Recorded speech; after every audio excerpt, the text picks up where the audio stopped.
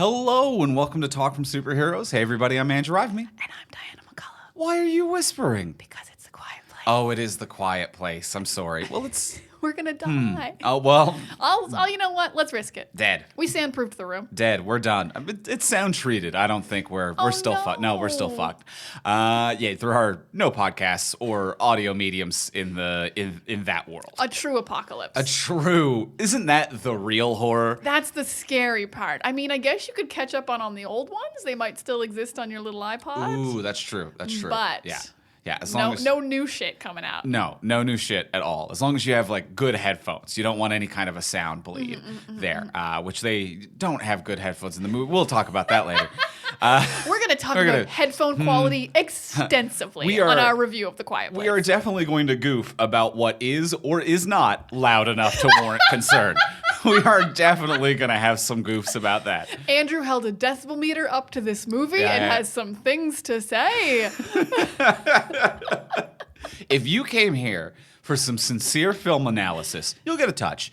But if you also came here for just people to goof on how loud things are, you came to the right episode and place. Ready to go. We are ready to go. We're going to be talking about A Quiet Place on today's episode. And we're talking about A Quiet Place because next month, its movies are back? Question mark? They're coming back hot and furious. Maybe even fast and furious. Maybe even fast and furious. Because the Fast and Furious is also coming back. That's right. So regular listeners of the podcast, you know typically what we do when a new movie comes out, we'll do the movie prior or some kind of a hype up or a build up.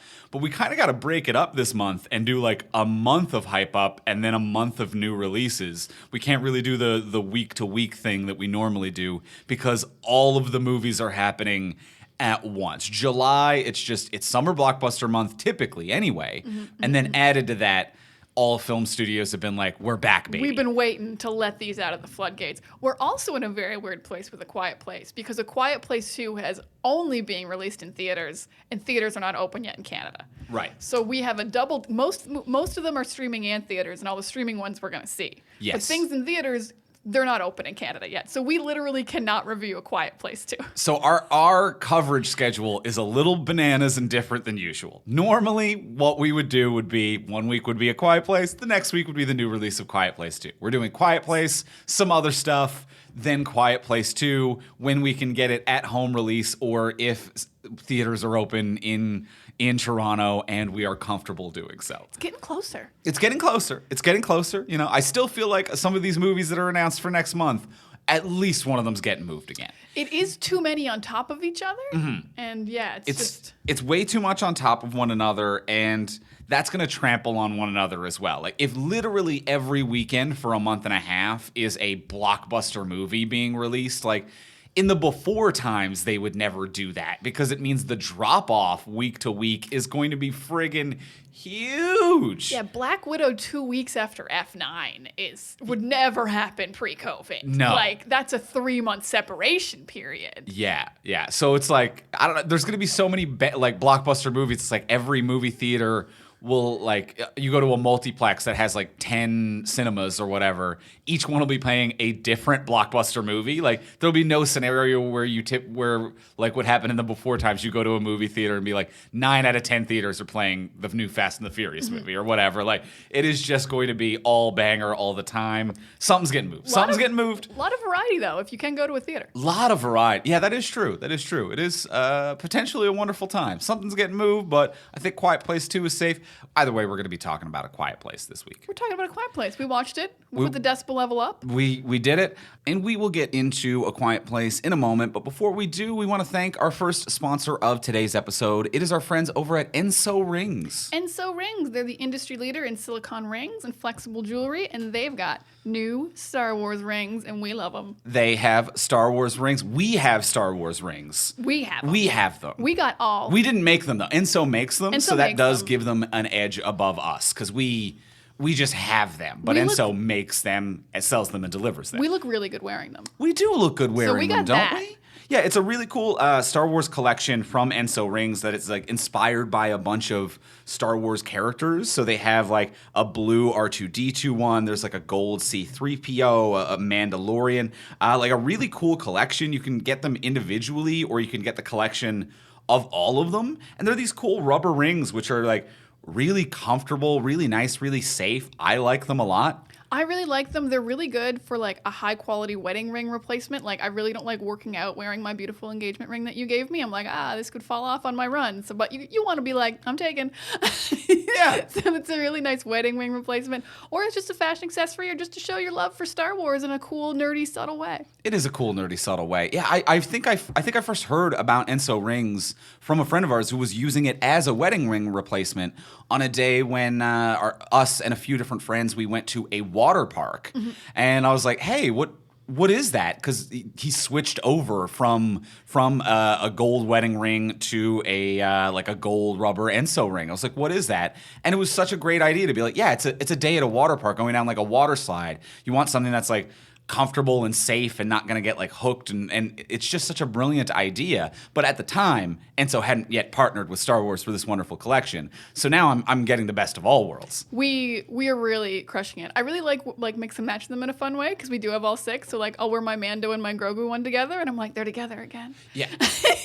What I like too is that since I have the collection, so like the Grogu one is green, the R2D2 one is blue, they have a few different colors, and I wear like a Fitbit, which I have like a collection of the Fitbit straps of different colors as well. So like I'm mixing and matching like with my Fitbit, so I'm always coordinated, because I don't know if that makes me cool or nerdy or both, but I like coordinating what is going on with my watch strap and with my Enso ring. So I really like kind of partnering them up, and they're just really comfortable. Like I forget that they're on. It's just a fun feel all day. It's really fun. They're really great. You can get them individually, or you can get the box of all 6. So it's the Mandalorian, Darth Vader, Grogu, R2D2, C3PO, and Stormtrooper are your options. Yeah, so don't wait. Order your Enso rings today for yourself or the Star Wars fan in your life. Really, whoever loves Star Wars, just get on it. Go to ensorings.com today. That is ENSO rings.com, and you can get free shipping with the promo code Star Wars.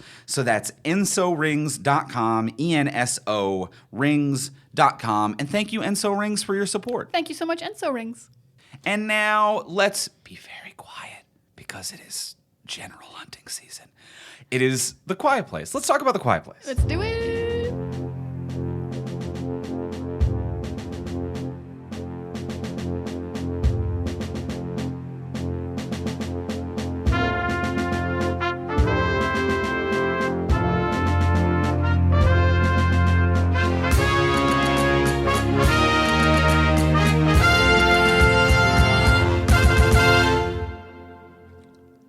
All right, so we have seen The Quiet Place for a second time. We'd seen it previously.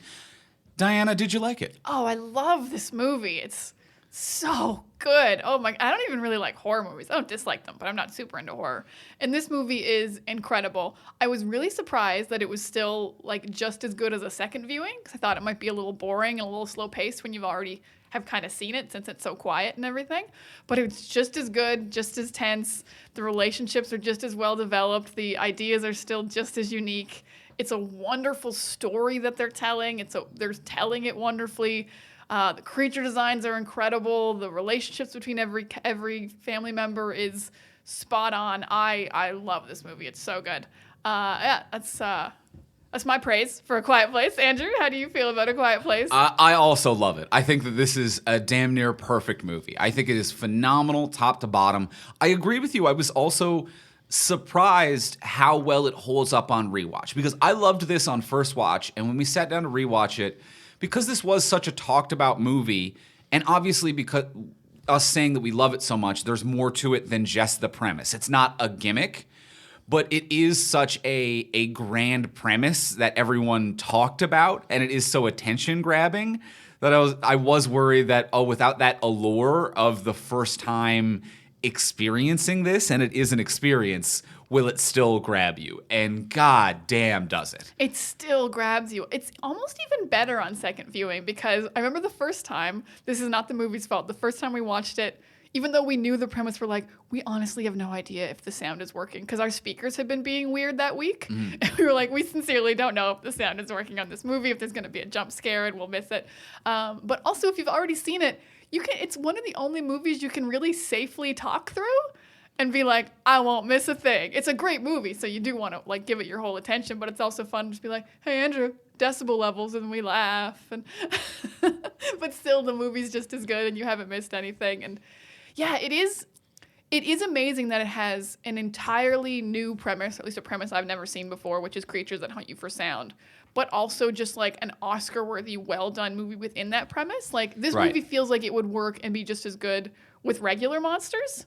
Yeah. Like, it's that well directed, and like the relationships are that well like founded and acted through and portrayed. Yeah. Yeah, without the premise, which is not a gimmick in any way, but without the high premise that this offers. And it's still a phenomenal performance. It's still well shot. It's still beautiful. It's still gripping. And I think it's just a very bold and confident movie, because playing with senses and perception is something that like horror has done for a long time. And I would say that this movie is more thriller than horror. It's more tension than it is scare.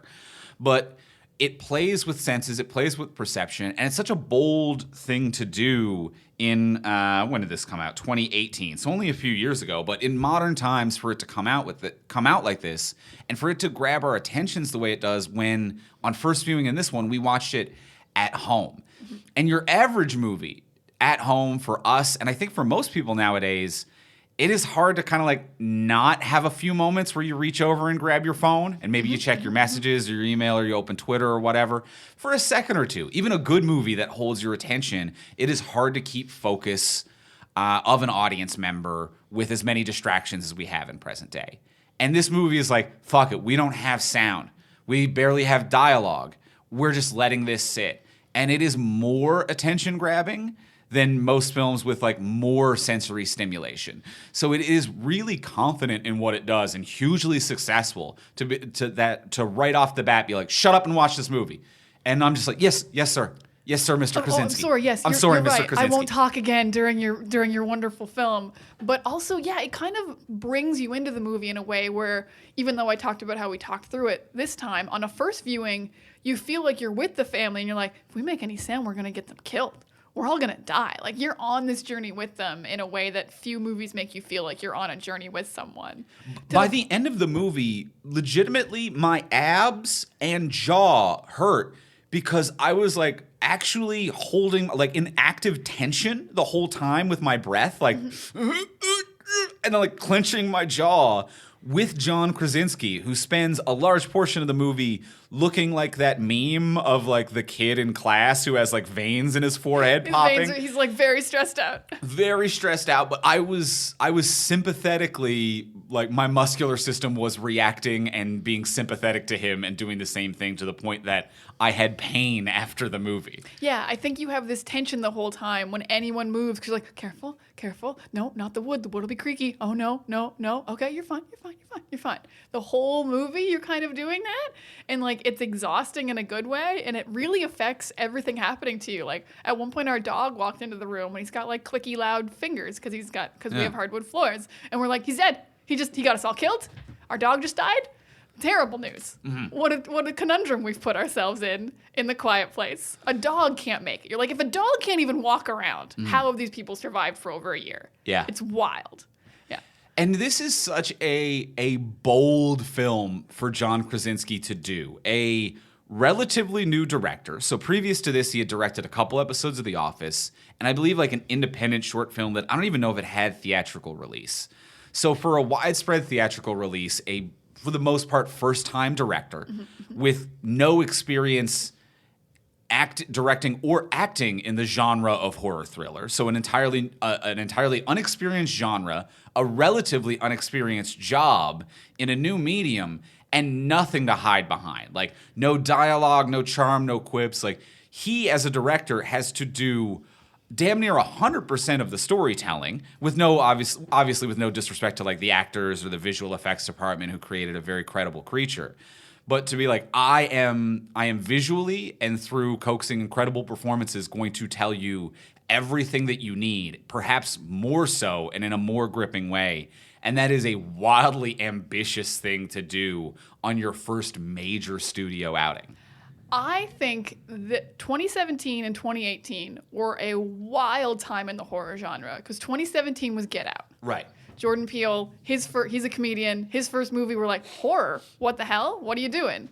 And then obviously Get Out knocks it out of the park, breaks horror tropes in a new and interesting way, totally new style, new stuff, everything, groundbreaking. So then for the next year to be like, another comedy guy who's never done a horror movie before is doing his directorial debut and is also knocking it out of the park.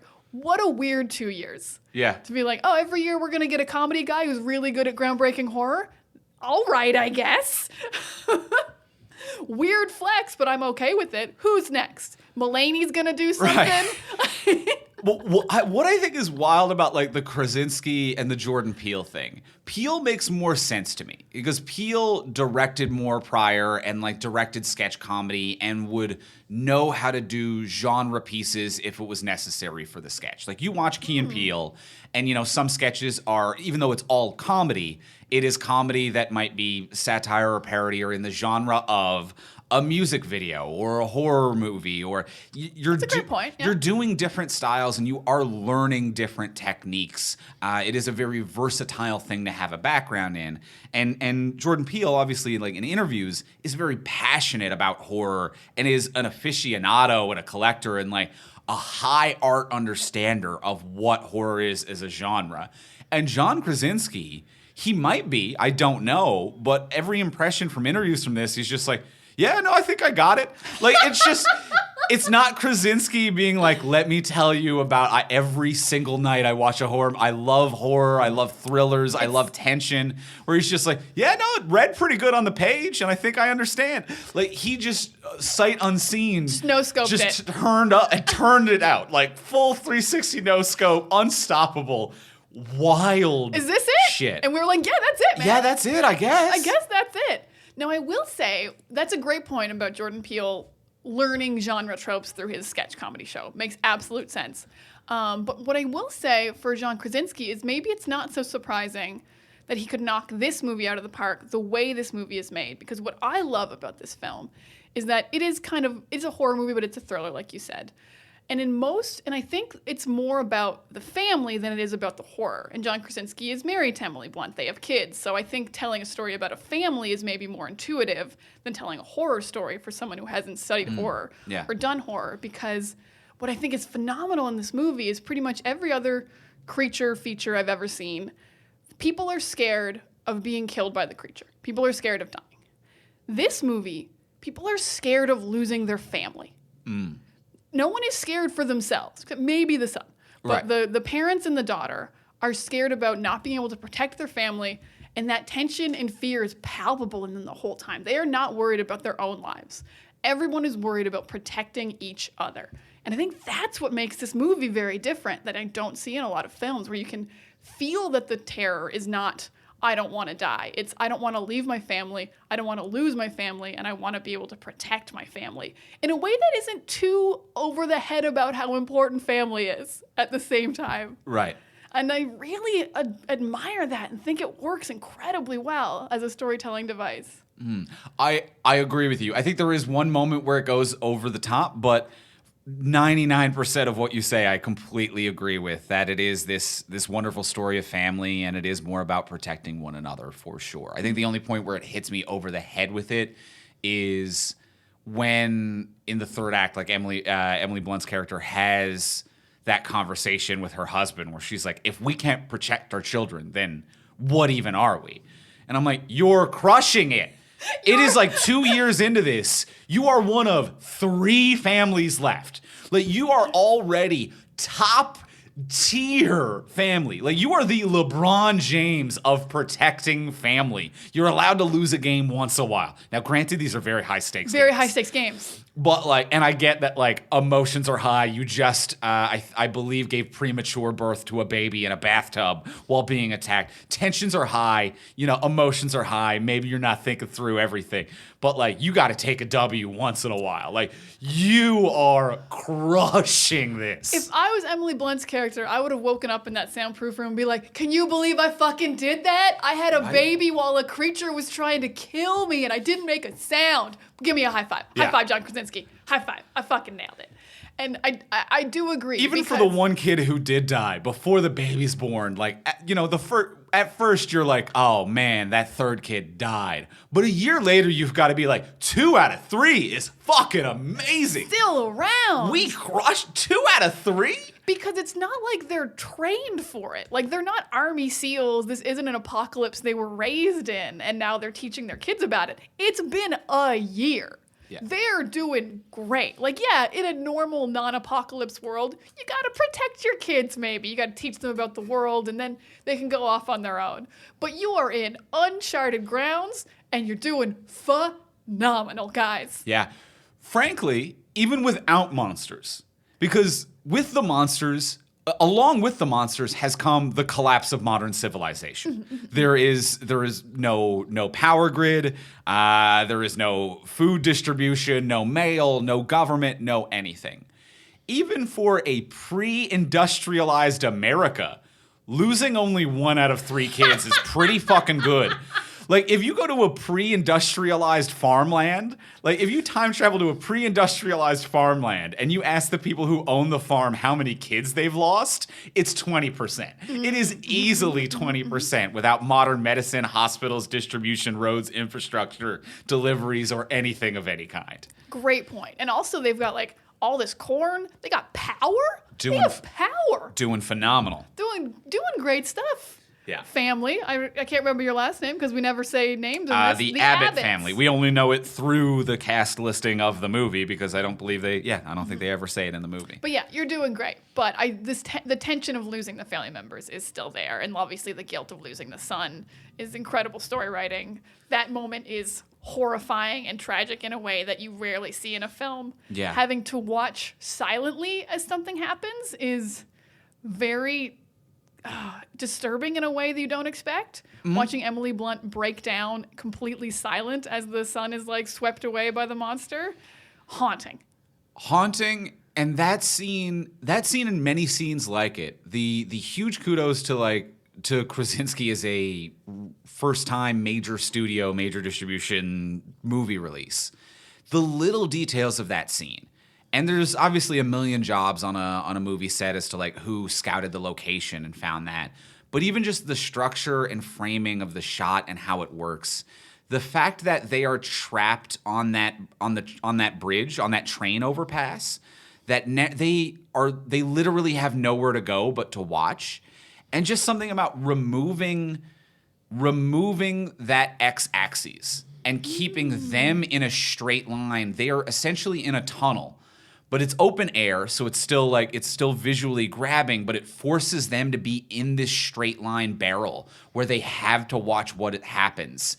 And the sound happens at the mouth of this bottleneck, and then is taken and gone.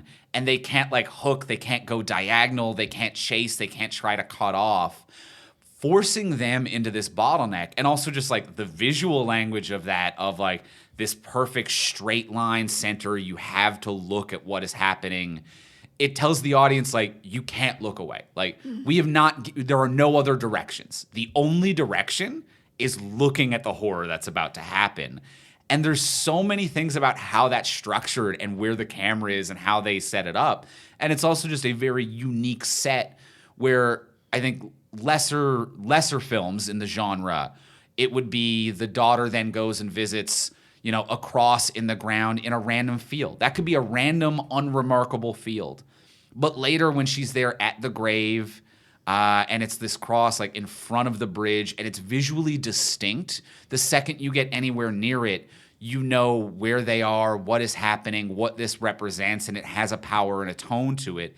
And I feel like every little set and piece and camera angle in this really tells a story within itself, and it's very well thought out for, again, a relatively new director and a film that was filmed in I think it was filmed in a month or two, so a pretty quick shotgun turnaround, and that an amount of time where typically you don't have the forethought to think of getting all of these things exactly right. So super impressive. Very impressive. And to do it in full daylight, but to not have shaky cams of the creature approaching. It's just so fast, and then it's over, and then your son's gone. It's like being hit by a car. It happens so fast.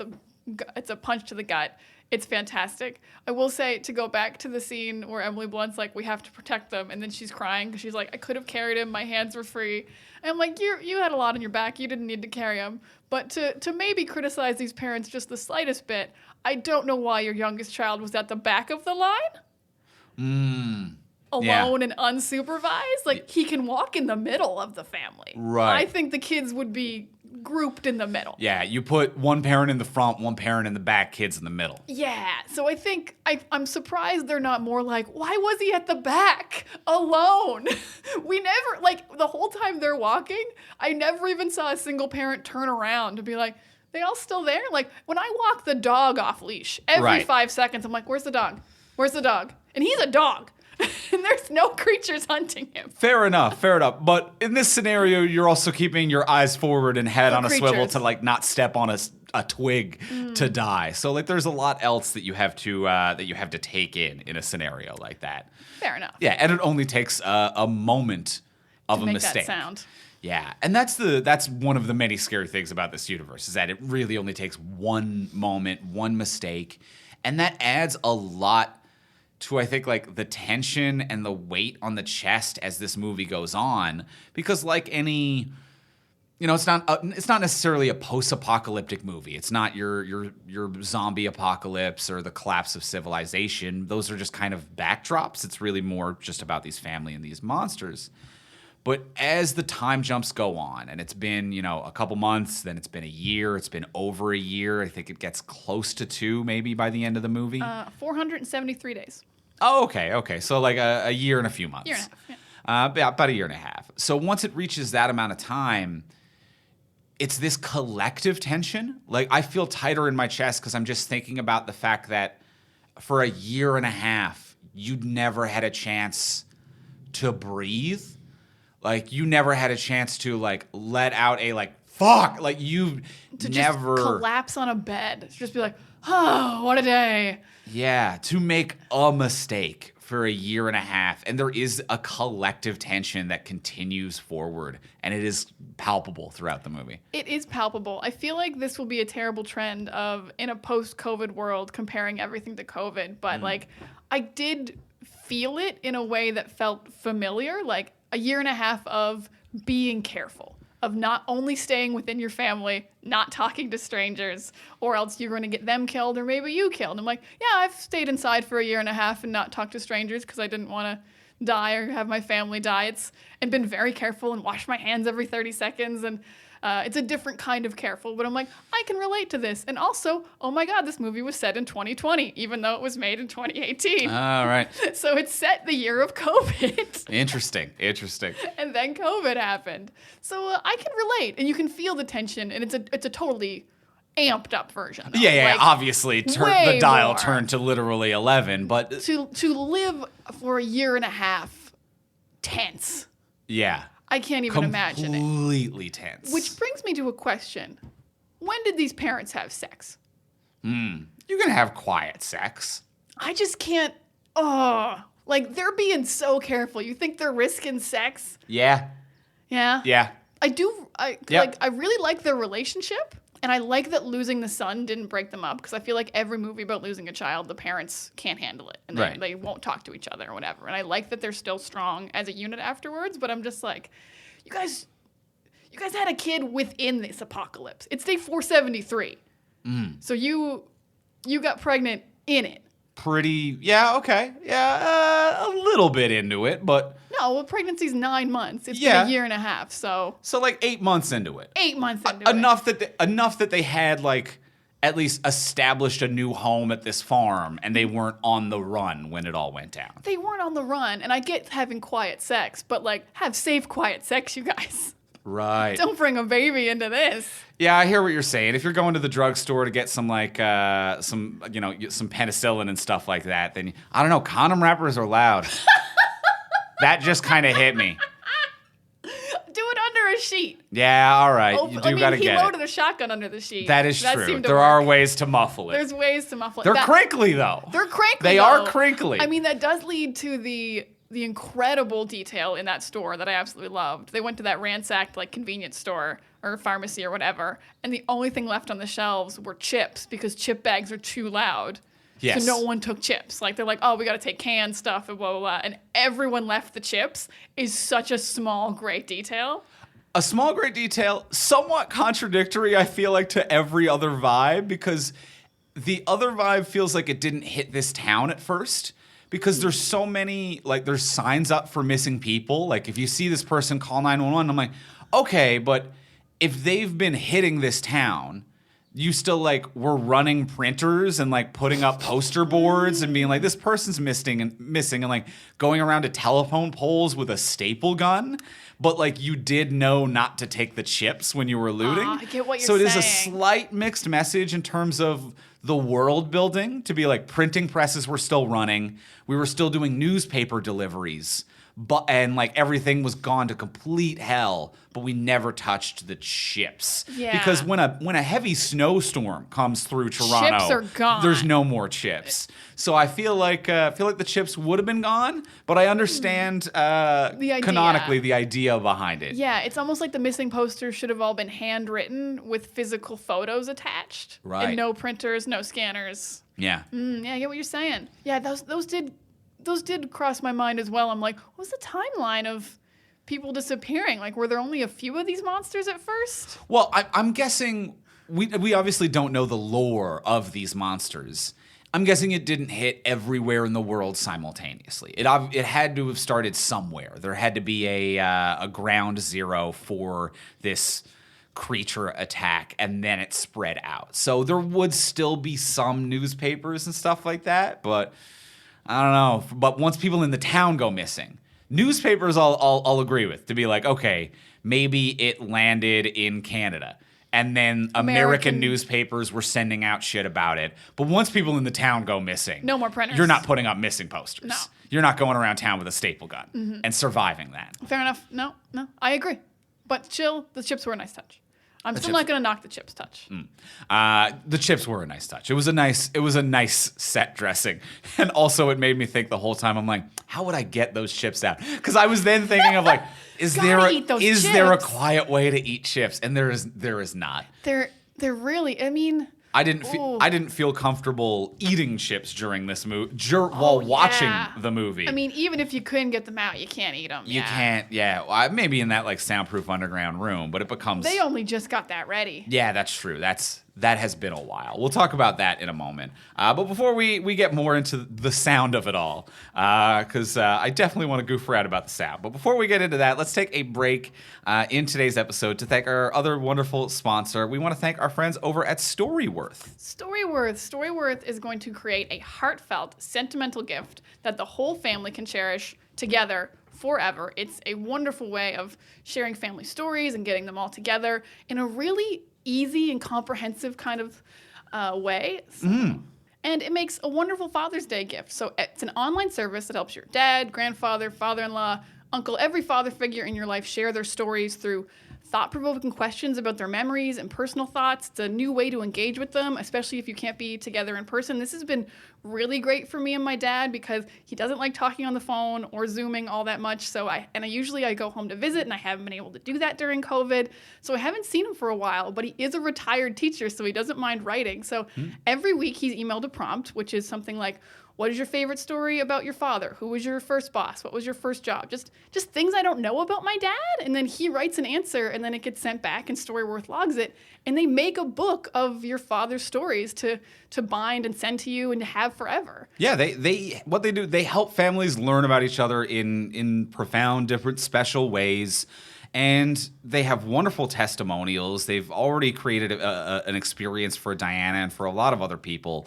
It's just a really good way where, whether it's your father for Father's Day or anybody in your family or in your life, a loved one, to get to know new things and make a new connection with them. You can make a new connection, and it's this kind of like slow, great way of building up the stories. You're not like spending a day being like, tell me all your stories, Dad, or Mom, or whoever you're doing this with. And every week they get a new question, and it compiles all your stories, including photos, if you want to attach photos, into a beautiful keepsake book that ships for free. And this is so great because I also have 3 sisters, so then we have this book of memories that we're going to have forever, just compiled, like written by our dad.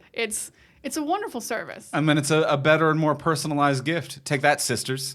No, you don't need to. You I don't will need say to try that. to I'll stick be it like, to them in take this. this. I this. literally take this. Here's a wonderful gift. Have a look at this. Have a look at this book. And then they sisters. cry. Then they Yeah. cry, and you feel like you're like, oh, I You're got like, him. yeah. You know how when you make someone cry in a good way? And you're like, And they're like, Diana, you're weirdly aggressive in this moment, but you did it. But I got a W for that. But in that scenario, you did it.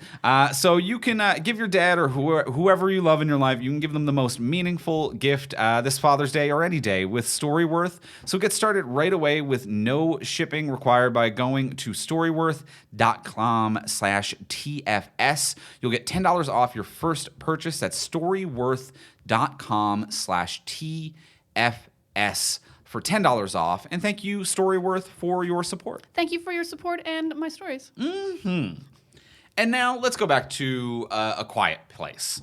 So the sounds. The sounds. I would want to have some chips for sure. And you would die. And I would die. And I would die. That's all it takes. It's just a chip. What do you think? How do you think you'd die? Because I don't think this is an apocalypse wherever this is just a time game. Everyone dies eventually in this apocalypse. Everyone makes a sound at some point. Yes. How do you think you're going out in a quiet place? Well, I think there's 2 different scenarios. I think the real question is, assuming we've made it a month and we know the rules of the game. Yeah. You know, because okay. if you don't, we know the rules. You know, if you're one of the first 3 people who get taken down, that's not on you. You know, that's you like going to your car in the morning. You're like, what the fuck is that? And then you're done, but you didn't know the rules of the game yet. So we're late stage. Yeah, we made it. Yeah, it is. I'm maybe sneeze. Ooh, maybe sneeze. You do got some sneezes you can't stop. Yeah. I've seen you try to stop a sneeze and it doesn't happen. Yeah, because I think the funny comedy answer is fart or bathroom. It's fart or bathroom. So many people must have died from farts, and it's so funny when you think about it. It's not, but it's also like you're just walking along and Done. Everyone left alive has perfect digestion. And that's not possible. And that is not possible. That's why there's only this one family. Yeah. I don't know what they're eating. I don't know what they're doing. Here's why this family doesn't survive this long, if we're goofing on sound, all right? Is that even if you have perfect digestion, you're like, I've never farted, and also my poop comes out deathly silent. Forget farts. When you poop, it is deathly quiet somehow. You are that person living today. And now society has crumbled, food services, grocery stores, and everything has stopped, and you have switched to an all-corn diet because that's the one food you have access to. All corn, canned beans probably. Yeah. So many beans. So many beans. If you, our listener, tomorrow dead stop your current diet and eat only corn and found foraged food, your system is going to have a shift, a real shift, a noisy shift. Yeah, that's how a lot of us are going out. I still think I'm going out. I think I'm doing like what the kids did when they knocked over like that lamp. I think I'm just knocking over a cup of water and I'm dead.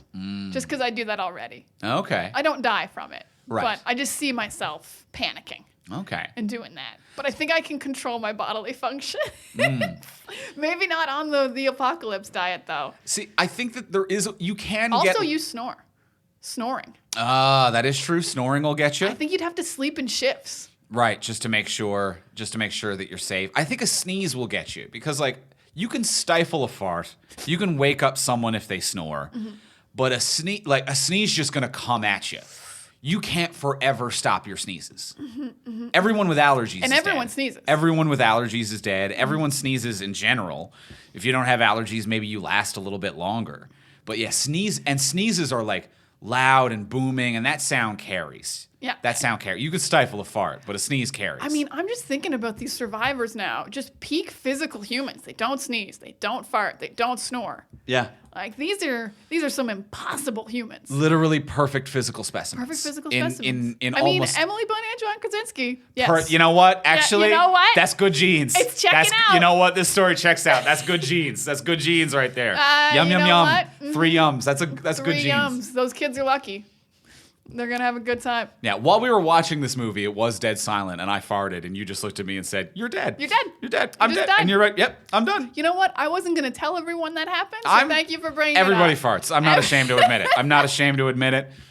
But to do a loud fart in the middle of a quiet place. Hey, I'm good at comedy. I don't know what You to tell you. nailed it. I'm just crushing comedy all the time. But I will say what I feel like this movie doesn't explore, even though it explores so much, is I don't feel like this story really explores how much harder life will be for the deaf daughter. Okay. Because, she's not missing any sounds because no one's making any sounds and they're all talking in sign language. And also kudos for actually casting a deaf person. Yeah. Wonderful. And she's fantastic in it. But if you can't hear sounds, you don't know when you're making sounds. Right. So You have some idea. Obviously, you throw a glass bottle at the wall. You know that. Yeah. But I get what you you're don't saying. know The which- creaky floorboard. Yeah, you don't know which floorboard is creaky. You don't know that this makes a jingly sound when you move it. You don't know that the door you just walked through hit the back of the wall. Like, her life is so much harder. And I just feel like the movie doesn't really explore that. Like, it does explore John Krasinski trying to fix her ocular implant.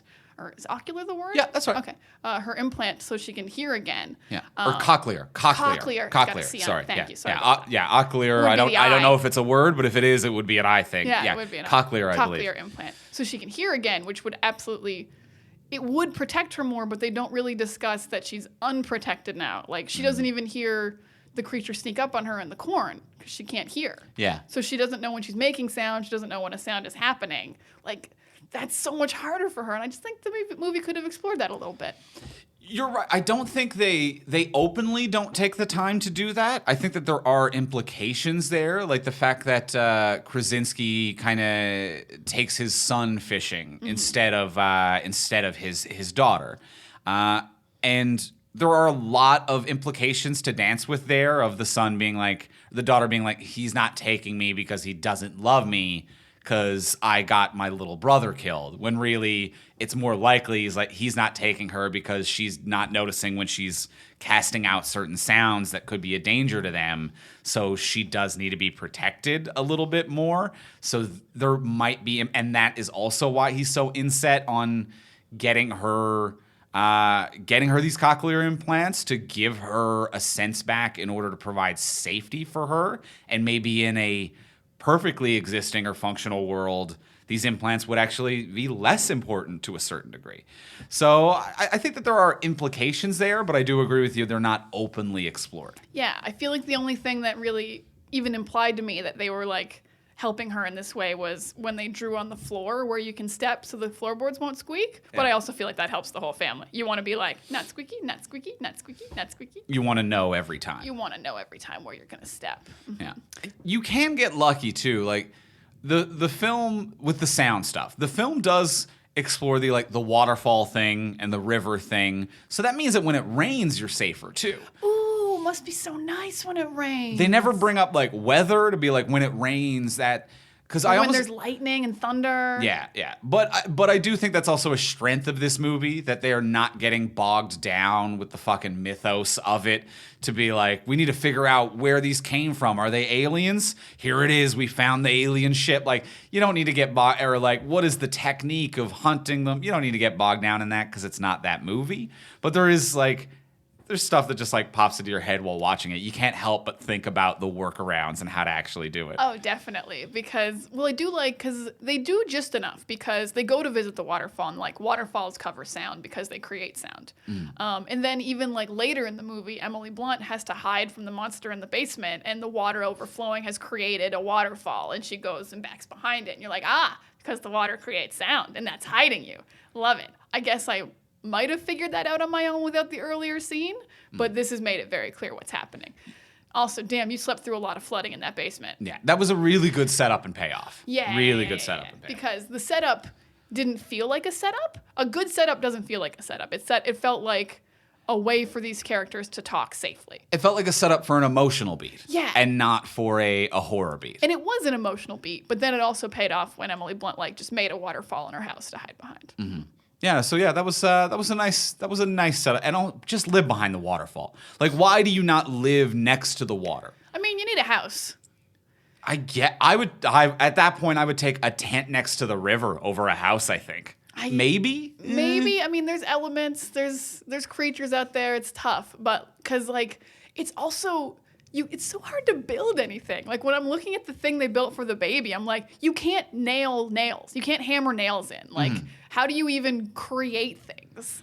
Like, how do you build anything when you can't make a sound? And construction is so loud every day in Toronto. And that is another, I think, smart part of the world building of this movie. The fact that it does take them a year, or I guess 9 months from whatever time they're aware of the pregnancy to the birth. It takes them that full amount of time to soundproof a box in a basement. Like, because it's not just the box. That basement, they were soundproofing for that whole time. Yeah, so that they weren't even sure if it was done. So one piece and they're making paper mache walls because that's the only way to build up a wall without noise.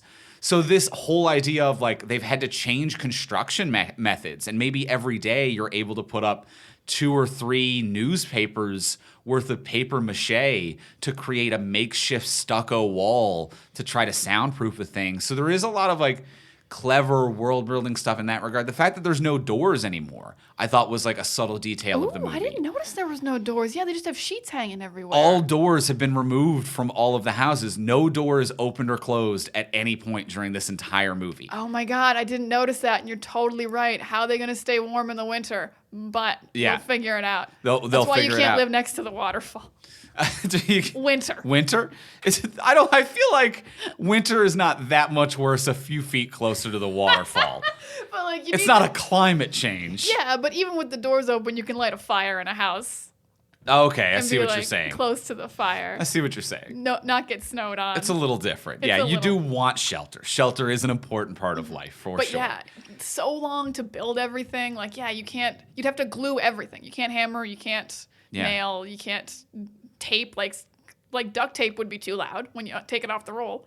You could take it off really slowly. Ooh, now that never works. You think that's going to work and it never works. No, you're just going to get your fingers all over it and it's going to unstick. Yeah, I would get supplies ready. Thunderstorm, you got to fucking go nuts. You got to go absolutely bananas during a thunderstorm. You're like, we're building, guys. Go, go, go, go, go. Yeah. Yeah. Coordinated build efforts. Okay, so they soundproof this box. Now, another question about this box. We don't have children, but do you think there are like parents out there watching this movie who are like, are we allowed to just put our kid in a soundproof box? Can we get one of those boxes?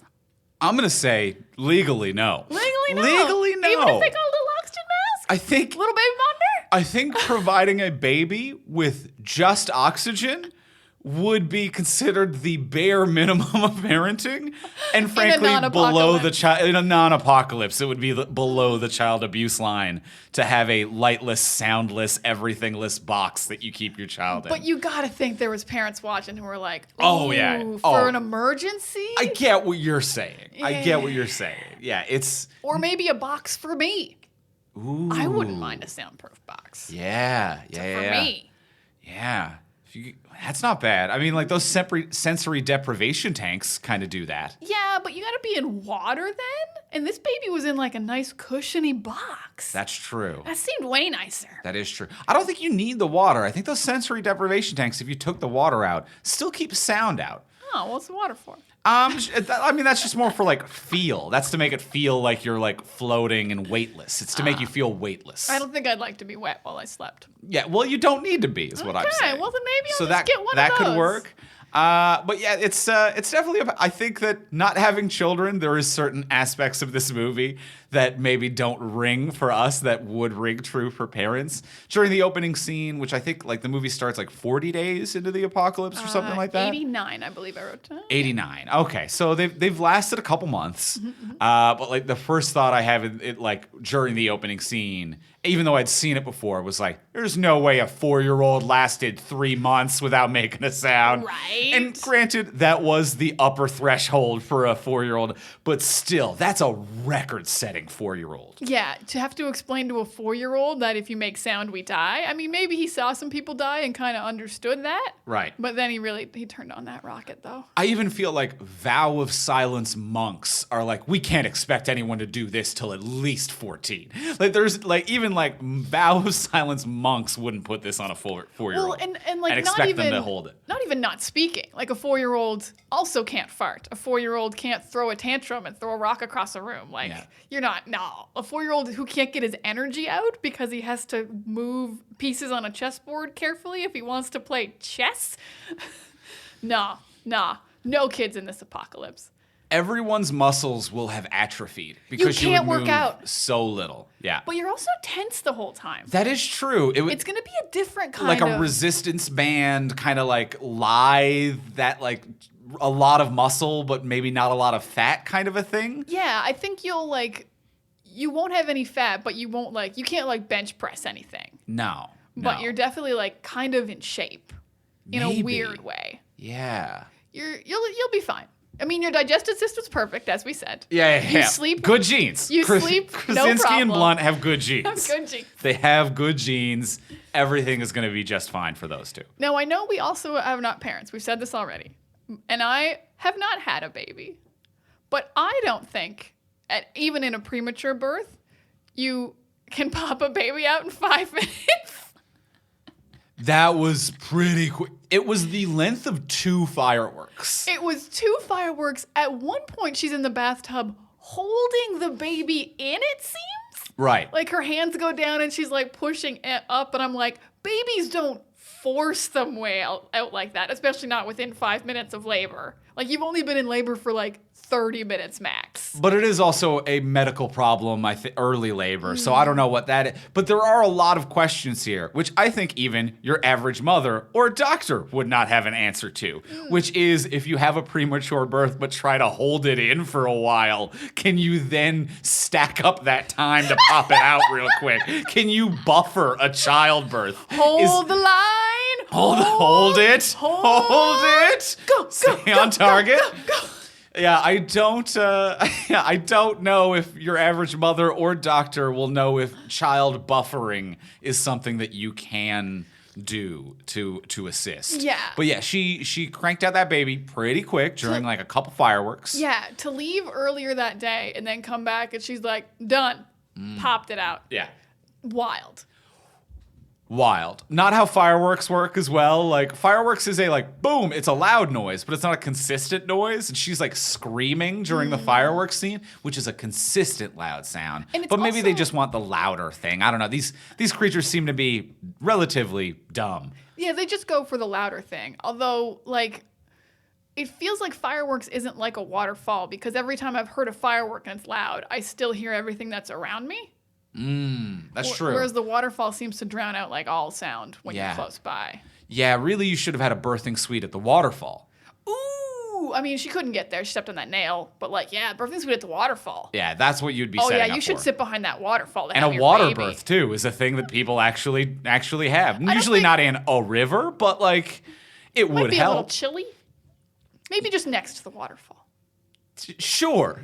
Close waterfall adjacent. I agree. Minimum. I agree. Waterfall adjacent birth would have been ideal. Probably maybe what they were gonna do. We don't know. You are correct. It would have been chilly. It would have been cold. There's never warm river water. That's just how river water works. So I will say this whole third act of this movie is nothing but tension. Like they do a really good job of This movie paces itself really well. When it starts out, it's like, it's tension, it's sad. It's everyday life, and that tension, it falls into the background. It never goes away, I'm going to say. Like, it's not a movie where it's like, we have the soundproof room, and this is where we go to have our arguments about how we survive the apocalypse. The tension never full stops. But it does ebb and flow. It fades into the background. There's family moments. There's fishing. There's the relationship with the daughter. There's the relationship between the siblings, between them. There's a lot going on, and it ebbs and flows.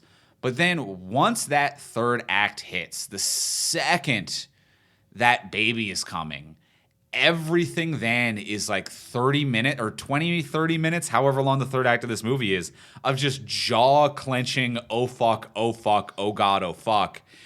And they maintain that really well. It doesn't get exhausting. It doesn't overstay its welcome.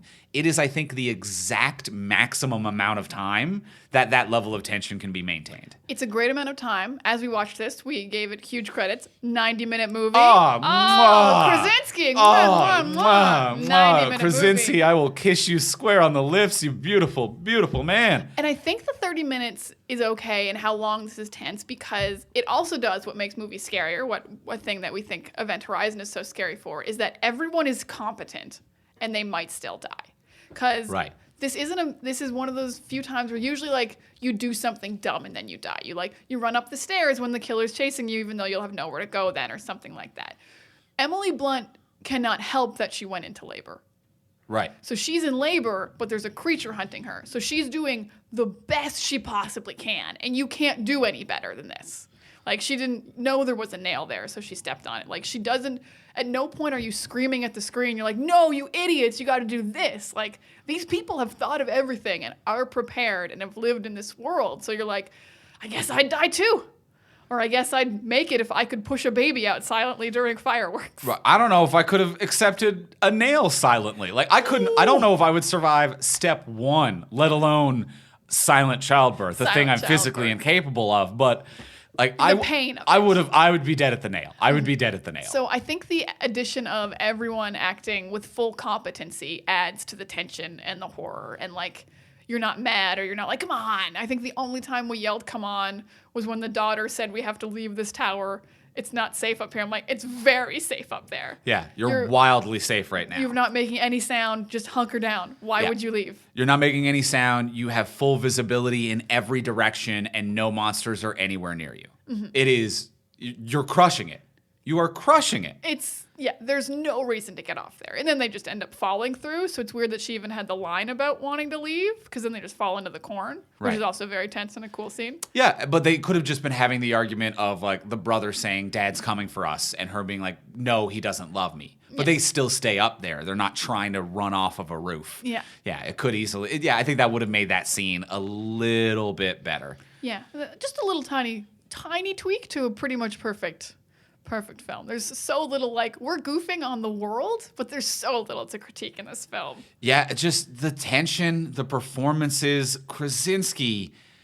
I don't know how he doesn't have, like, breathing and blood problems after a month of filming this, because he's so red in the face, holding his breath and fully tensing every muscle in every shot of this movie. He must have pooped on set. He was so tense. He looks like Hopefully very quietly. But him and Michael Fassbender pretending to move things with his mind as Magneto. Yeah. John Krasinski staying quiet and Michael Fassbender moving metal things with his mind are two actors where I'm like, I know you shit yourself on set. They're max level tension. Maximum. You pooped. I know you pooped. Wow, it's a weird thing to know about someone. Mm-hmm. A moment they pooped. A moment that they pooped. And Emily Blunt's character is such an absolute badass in the end of that movie, too. Not only just, we talked about, like, her obviously taking a nail and giving birth silently, but then becoming, like, shotgun action star as well. Shotgun action star an hour after giving birth. Mm-hmm. So she's given birth. They've figured out a way to kill these things. She's just fucking like, oh, we're killing these things. She's not like, oh, I guess we're going to be okay. She's ready to throw down. It's so badass. I love Emily Blunt. She's also so great at just like other mom interactions, like when her son's scared and she's like, you have to go so you can take care of me when I'm old and gray and I don't have teeth. Like, very great mom energy, but still being a believable badass in this scenario. Like, yeah, all the levels are here. Yeah.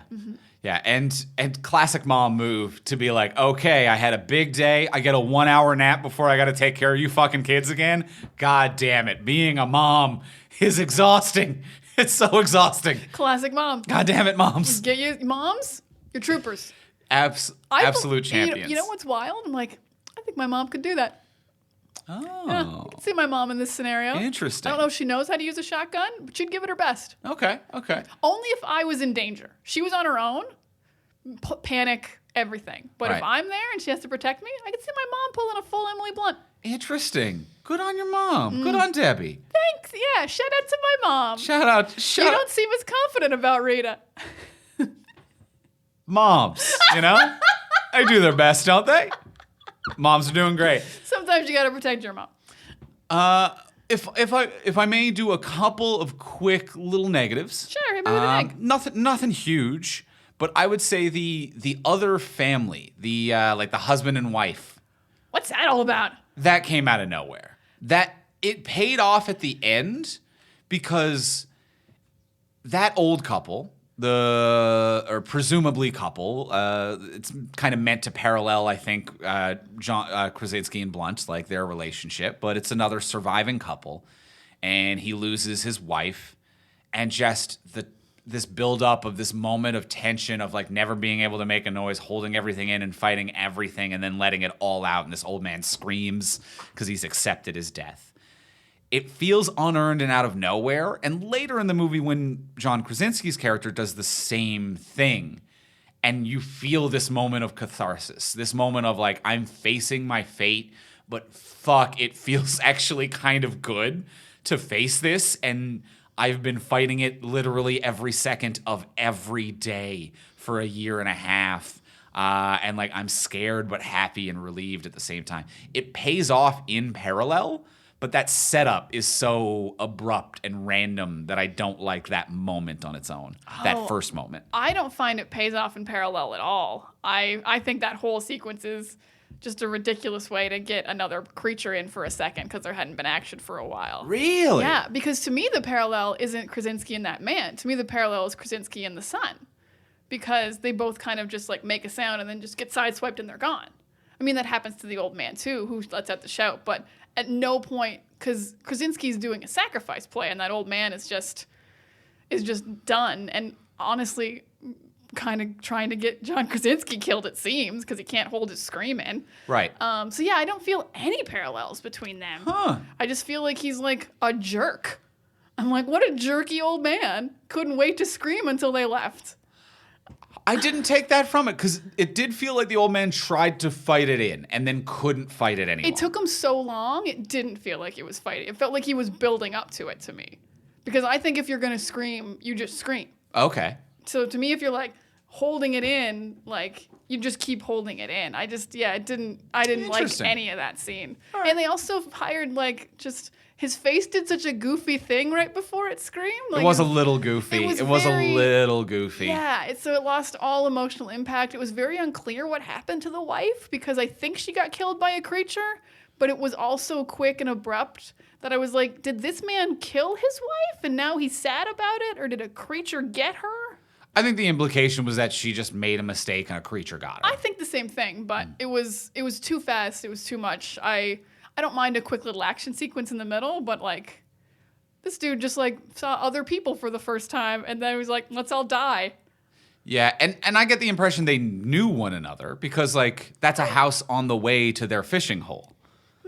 So I got the impression that like that group of people, that two people lived there. I mean, probably, but they didn't give any indication that like there was familiarity. I don't know. Something about, I mean, how could you without, sound or language and to a couple that also doesn't know sign language, presumably. Right on a piece of paper. And there was a lot. Maybe not in that moment. Oh, not in that moment. I thought you meant like other days. Oh, no. I mean, John Krasinski could walk by and be like, hi, my name's John. Yeah. Right His on a piece of paper. terrified shush seemed familiar to a certain degree. But that's me reading a lot into this. But that kind of ties in with like my only other negative, which was these other communities that I don't know if they needed to be part of it. I did like the visual of early on in this world, Krasinski lighting the fire and looking around and being like, we're not alone. And there is solace in that. I look around, I see other fires getting lit in the distance. But it felt in that moment very much an indication of like, this story isn't about the last family on Earth. This story is about this family on Earth. And I think that that's what this story is. And I like that it's not about like the apocalypse has killed everyone. How do we go on? It is we are a family going on because we go on and we continue to go on. And also some other people did some shit, but this is about us. We're kind of special, but we're not the most special people in the world. Like other people have made it. Yeah, and I think there is a little bit of sadness later when the daughter lights the fire and no other fires light up. I think the implication is they're the last community. Because I think it's supposed to be like when one throws up a signal, the rest throw up a signal. Or maybe they've all just like given up on these signals. Oh. But they're a little cloudy with the visual language of that as well. Because it's like John lit his at sundown and everyone lit it within seconds. So I think it was like every day at sundown they all light the fire. And I don't know if all those communities or couples or families or individuals or whoever have all died off. Or just over the course of the year, they've all given up on lighting a big bonfire every day at sundown to let one another know that they're alive because gathering wood and resources is a big, dangerous risk just to do that every day. And it was way later in the day when the daughter does it, but she's looking around and no other fires light up. And I think the indication is supposed to be, you're the last family. Oh, I didn't get that at all because I agree they did it at sundown the first time, and I thought they always did it at sundown. And I was pretty sure the daughter was only lighting that fire so the dad would know where they were. Ah. Because then the dad looks to the cameras and he's trying to spot them, but she's run out of lighter fluid by then. Right. So I think that was fully a dad, we're up here lighting. I don't think that was for anyone else. Like, what were they going to do? Come and help? I agree with you. It was partially a dad, we're up here. And they do have the moment she runs out of lighter fluid right before he gets to the cameras, which is tragic. But the camera does the similar pan of the distance. Like, when she lights the fire, it's not a close-up of the fire and a close-up of the dad with tension trying to quietly run into the monitor room to see her. It was fire. Look at the distance. Look where the other communities were. Like the language of the camera was saying, look, it's just like that thing from earlier, but different. And it wasn't telling me like, look at the dad just missing her signal.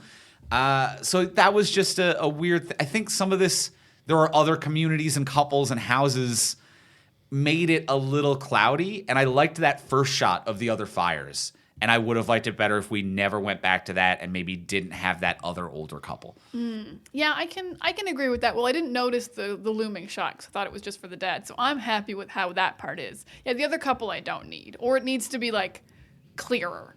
Yeah. Or like more established that they know them, or like he needs to scream the second he sees his wife and like have no idea John Krasinski's even there maybe. Because I just was like, what an asshole. You really hated this old man. I really hated this old man. Like, you spent a year and a half not making a sound, and then you couldn't wait until they walked 30 feet away to scream about your wife? No, I mean, sympathy about your wife, but wait 30 seconds. Everybody's got a breaking point. Let Krasinski get his kid out of here. Everybody's got a breaking point, Didn't though. care for it. Okay, interesting. Villain of this movie, to me, that old man. Hate him with all my guts.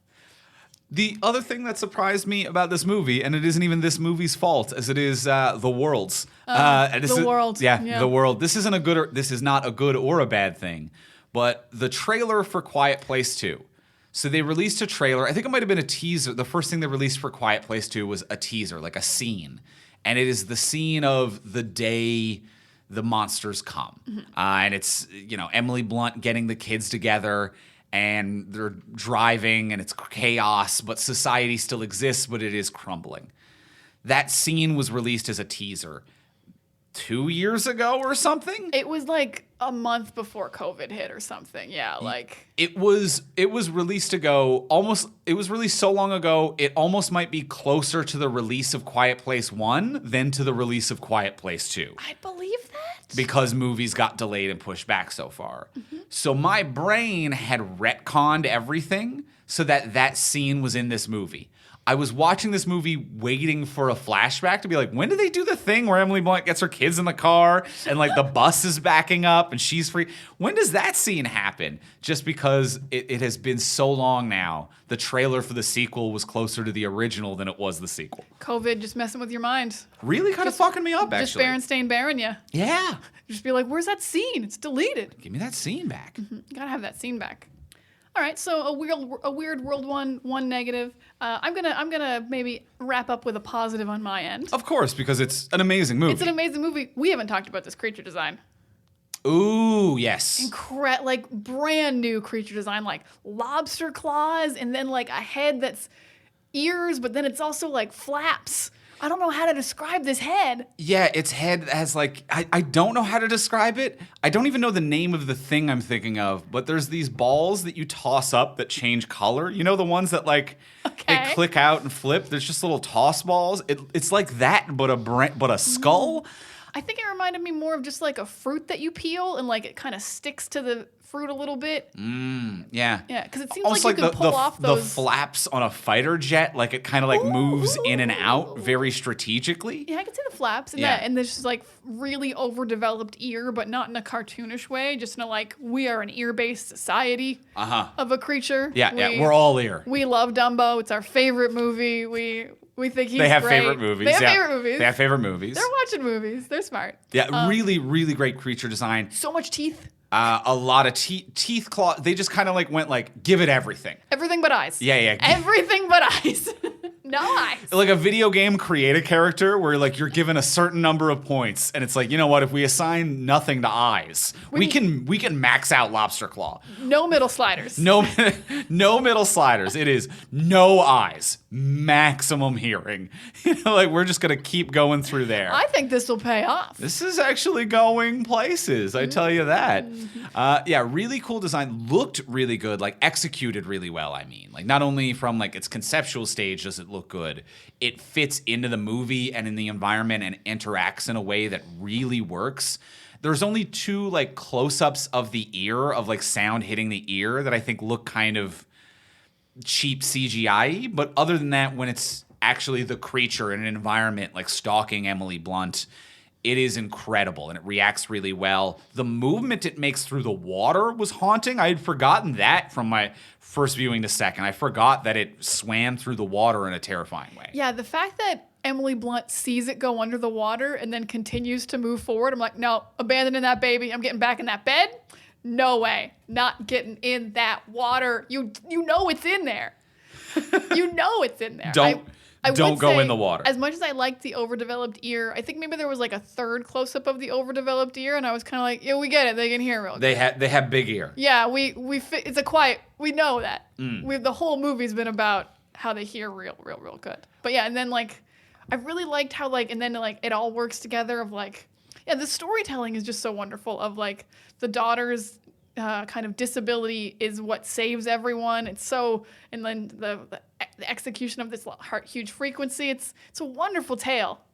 Yeah, so it's like everything's going on in this movie. Great relationships. A wonderful story has been told. A brand new premise of creature and like idea of a thriller. There's so much to love in this movie. It's wonderful, and it's perfectly timed and paced as well. Like it is just 90 minutes. There's no fat, there's no fluff. It is 100% engaging the entire time. Always telling a story, and yeah, just visually and through performance. It is such an ambitious thing for Krasinski to do so early in his career. Yeah, he really to be ambitious and not to be like a passion project that he'd been thinking of for years or whatever. Or like as you said, he's not a horror guy. To be like, I think I got it.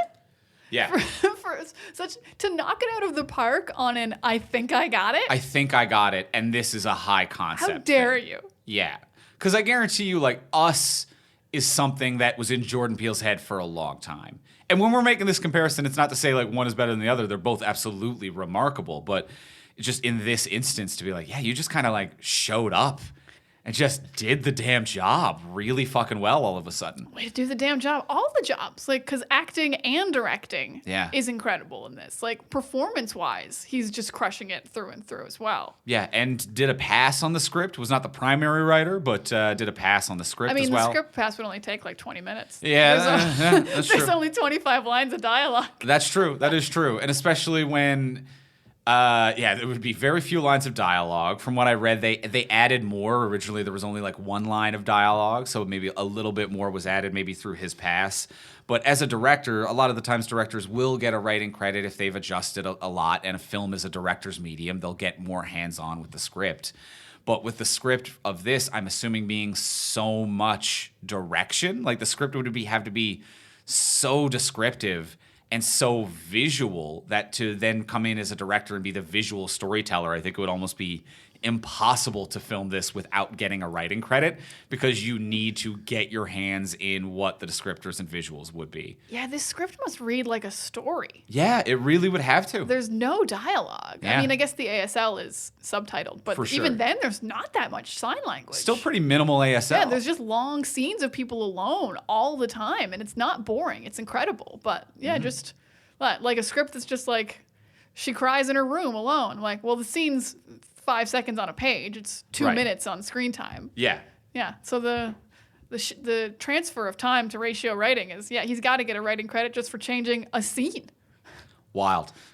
All right, well, amazing movie. Let's go in for the close. Let's ask the final question of what would you change? So now that we've discussed everything we discussed, what would you change about this movie? But before we do ask the final question, we want to thank our wonderful sponsor of today's episode. You know them and love them. It is our good friends, as always, over at tpublic.com. tpublic.com has incredible t-shirts, tank tops, hoodies, other clothing that you can put great designs on, and you can put those designs and clothing on your body, and you'll look as good as the design. Everybody wins. It's a win-win-win. It's a win-win. Everyone's going to look so good. Yeah, and they're well-made, well-priced, shipped right to your doorstep. And if you're not in the market for clothing, they also have accessories and accoutrements, if you will. Oh, my. Indeed. Andrew's wearing a beret, people. I certainly am. I wish they sold berets. They don't. But they do have cell phone cases, laptop cases, wall art, all kinds of stuff. And with cool designs like the one that I am liking this week, it is called Silver Surf Shop. So it is a fun, like, Silver Surfer, like, fake surf shop, kind of a fun beach vibe shirt. Just nice summery vibes, which is kind of what I'm going for right now. Where I'm like, I want to be chill and summery right now. I can see that on a tank top at the beach and being like, that dude's cool. Yeah, that dude's cool and chill. And chill as hell. Cool and chill. Yeah, the Silver Surfer gives a chill vibe. Silver Surfer Surf Shop. That's a real chill vibe. That's what I'm liking this week. That's a wonderful shirt. My shirt is, I like these fake breakfast cereal shirts. It's Logan's Adamantiums. So it's Wolverine's cereal, and Wolverine, his claws are spoons. And he's eating the cereal, and the cereal is like little Cyclops pieces and Jean Grey pieces and Sabretooth pieces. And it's a wonderful, cute little fun breakfast cereal for Adamantiums. And it's really well designed. Really well done, yeah. Yeah, like looks official. It looks good to the point where I'm like, oh man, you can't have spoon claws. Like it is good enough where I'm like, this is canon now. Spoon claws is maybe a little scarier. It's all scoops. Yeah, it's too much. It's too much scoop. Scoops on your body. Real fun shirt. And the great thing about either the shirts that we just mentioned or any of the designs at tpublic.com is that they are designs submitted by independent artists. And when you buy through our store link, not only do you support the independent artist who designed the shirt, but you also directly support this podcast as well. So if you go to tpublic.fromsuperheroes.com, that is TEE public.fromsuperheroes.com. And when you shop through that link, whether you buy one of the shirts we just mentioned, one of the other ones we've mentioned, other ones that we have in our store, or if you just search around the site and find something else you like, as long as you shop through that link, you support the artist and you support this podcast at tpublic.fromsuperheroes.com. And thank you, TPublic, for your support. Thank you so much, TPublic. We will remind all of you, as we do every week, and as always, if you've done it, skip ahead to the final question. You've earned it. Thanks. If you haven't done it, get on it. Do the thing. So please subscribe, follow, rate, review on Apple Podcasts or wherever you get your podcasts. Sometimes they use different language or terminology, but just start clicking a bunch of things is what I'm saying, because it helps us move up the charts. It helps us find new listeners. And that's one of the main ways that we find new listeners, is that these algorithms, when they see that a bunch of people subscribe and rate and review, then it recommends us to new listeners. And then when new listeners kind of see us suggested, they will check reviews, and it does make it more likely that people will actually check out the show. Guys, we need you to help us control the internet tubes. We don't know how to do the internet tubes, but we know if you put more reviews and 5-star reviews in there, the tubes will go to the right places. Yes. Help us with the tubes. Help us with the tubes. It's so important. And it's a nice thing to do for podcasts that you can do for free. Take a couple minutes of your day, do it for us and a couple of the other podcasts that you listen to, because it really helps everybody. And while you're there, just help out a few podcasters for free. You'll feel great about it. Every one of those podcasts, I want you to picture every podcast you love, and every one of those podcasters getting a little email and going, oh, it's happening. It just happened if you left a 5-star review. And they like us. Yeah, and every once in a blue moon, we get a lunatic review. So like once they're there if you want to read them. They're guys. there too, and then maybe that will inspire you more to leave us a nice one, because there's some lunatics. We got one lunatic recently. Let's bury that 1-star review. So we got one like a right-wing lunatic who was like 1 star, stay out of politics. It was just a real insane, unhinged person. So that happened recently. Let's bury that one. Once every 6 months, one of those will show up. Bury them. Let's bury them. So go leave a review. And you can also tweet, Facebook, social media, whatever you do. Tell your friends about the podcast. It helps word of mouth. It helps us get out there. And if you want to support the podcast monetarily and get cool bonuses for it, you can do that over on Patreon, which is at patreon.com/FromSuperheroes. If you go over there, you can kick in to the network. You can give us $1 a month, $5 a month, $10 a month, 15, any number. You can do it monthly. You can do it yearly. You get different cool bonuses for doing it. You can cancel or change your subscription level once your month or year is up, so you're not locked in or anything. And some of the cool bonuses include, at the hero level, you get a bonus episode of this podcast every single month that's only on our Patreon page. So you can get a bunch of bonus content. You can get a bunch more Talking Superheroes full-length episodes about something we don't cover on the podcast. They're ad-free. Just all fun, baby. Yeah. Good stuff on that Patreon. Or you can get text from Superheroes a day early. We do tons of stuff. Yeah. We do stuff. We do stuff. So go check it out. Patreon.com/FromSuperheroes. That's patreon.com/FromSuperheroes. If it's in the budget, we appreciate all of you. You help keep everything going at the network. If it's not in the budget, we understand. But if it is, patreon.com/FromSuperheroes. And now let's ask the final question of what would you change? Diana, what would you change? My change is very small, because this is a very, very good movie. I don't love John Krasinski's death. I don't mind that he sacrificed plays for his kids. That's totally valid. And the moment where I love you, I have always loved you is gorgeous. Absolutely keep that. It's wonderful. I don't like that he's got full mobility and just doesn't try to make a sound another way. He doesn't throw a rock or tumble down that shed or something and then just run the other direction. He's been stabbed pretty good. I'm going to say limited mobility, but I hear what you're saying. He's holding an axe he could throw into a rock. He's got other options other than just yell and die. So I don't like that he just yells and dies and doesn't try to live at all, because his family needs him. He sacrificed playing to save them, but I don't like the lack of effort. My change is he's trapped by that shed. When the creature jumps off of it to attack him, it falls on his legs, so he can't even really move or have any mobility, so he's dead anyway, basically. And then he sacrificed plays from there, because he's got no other options. I just feel like he's been so prepared, he wouldn't just stand there and die. That didn't ring true to me. The sign language moment with the daughter is gorgeous, and I need to keep that, so he needs to still have a sight line on her, but I think he needs to be trapped, and that's the only way he can help them. So it's a very small thing that bothers me, and it's been bothered me since the first time I saw it. That he would just come up with another way to make noise, I think. He wouldn't just, first option is dying. He's trapped, and that's it. That's the whole change. It's not much of a change. I can get on board with that. I will say, you hold people to a high standard. Hey, he's had a year and a half to deal with this. It's not his first day. I'm saying he's had a year and a half of pure exhaustion and has now been triple stabbed across the abdomen. Let this man have it. And the old guy who somehow, I'm saying, like, you fight a hard standard. You know what? I ain't mad at it. I'm just observing it. I'm holding him to the same standards of Emily Blunt, who managed to stay alive during birth. Okay. That's fair. That is fair. So you can do as well as she can do. I think Trapped would be a good visual moment. Mm-hmm. Yeah. Like maybe he's like stuck in the shed or something. Something like that. That's all the change I need. It's a great movie. Yeah, Andrew, what would you change? I think with that change, I would also be very happy. I don't necessarily need it, but it wouldn't detract in any way. It might, it might add a little something. I'm on board with that change. The big change for me would be, I don't understand or like the hearing aid feedback thing. It doesn't make any sense. Oh, you don't like that? No, I don't like it. I don't think that we need to defeat them at the end because it doesn't save John. And if they just didn't make a noise, these creatures would leave. Like, they haven't saved the world. This isn't we need to find the cure to the zombie virus and get it out. Like, they're not saving the world, they're saving themselves, which they can also do just by, like, being quiet and laying low. And it just frankly made no sense to me at all. I'm neither a doctor nor an engineer. But the mechanics of it made no sense.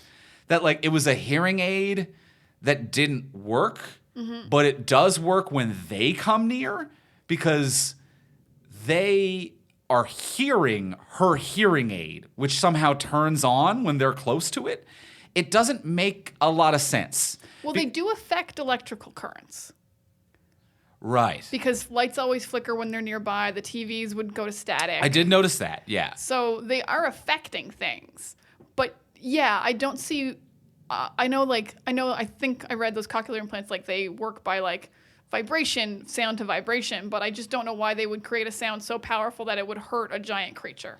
And maybe it's just a super high frequency, and like that's why it hurts the creature. And it only does it, I guess, when it gets electrical interference. So that's okay, I guess. But it seems to create a feedback loop. Yeah, it hurts her. Yeah, so it's almost as if these creatures, not only do they have super hearing, but these creatures would also have to have a built-in speaker. So these creatures would also be emitting whatever they hear simultaneously.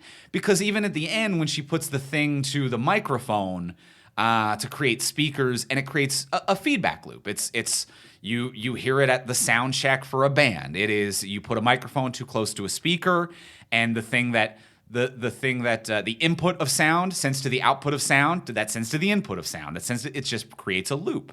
And these creatures are reacting like they're part of that loop before the speakers come into play, which would imply that these creatures are hearing and emitting the same thing at the same time for a weird... I just don't get it. And for a movie where like it's not about we need to find the weakness and save the world, I think you could honestly just not have it at all. And it's just a child with hearing loss that the father's trying to connect with and make safe. And then at the end, they're quiet and they leave. I'm iffy on that because I like that the daughter gets to be the hero and save everyone, but it also does feel like the only thing that doesn't quite fit this movie. Like it feels like it's part of a different horror movie. Yeah, because I don't want it to explain more. When I'm kind of like ragging on to be like, I don't know how this even works or why. I don't want it to explain more because the movie's not about that. At no point has the movie been about like, let's get bogged down in the biology of the alien. It's not about the like, I'm the survivor who might be able to figure out the one weakness. This isn't I Am Legend. This isn't I Am Legend. This isn't Independence Day. This isn't other Will Smith movies where he has to take on foreign creatures. This is the movie where John Krasinski wrote the word weakness on a whiteboard. Yeah. and that's all he had. And that's it. All he had. And the daughter looks at it at some point and goes, yeah. What if they had a weakness? So yeah, I don't like this whole hearing aid feedback loop thing. I mean, I don't want to lose badass Emily Blunt with her shotgun. Yeah.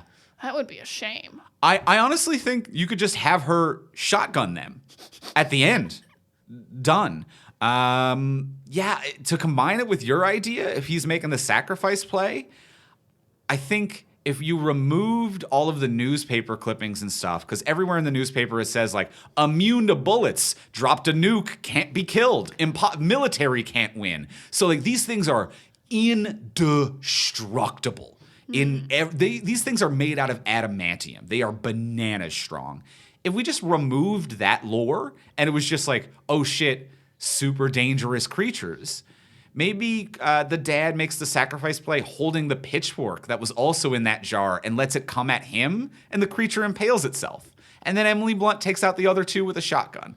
Like, we don't need to make them indestructible and find a superhuman kryptonite weakness. I can kind of get what you're saying, because it does feel like the movie's over after John Krasinski dies. Like, that storyline's done. Like, he does love his daughter. He forgives her. He never blamed her. And she accepts that.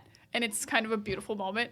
So after he dies, it does feel like a new action movie has started. It feels like the thriller is over and an action movie has started. Yeah. Which maybe is what 2 kind of is. Maybe 2 is an action movie. And I wouldn't even be mad at that, because I think that there is a great history of horror thrillers turning into action franchises. Alien, Terminator even. The first Terminator is a horror movie. Is a horror thriller movie. It's all about tension. It's not an action movie, and people forget that. But I think that there is a good history of that. But maybe this hangs around one scene too long or starts that a little bit early. I can kind of get behind this. I still want the daughter to win, to have a reason to like be part of a victory, though, because in that case she hasn't really done anything. But I get but I totally agree. It does feel like a different movie at the end. Yeah.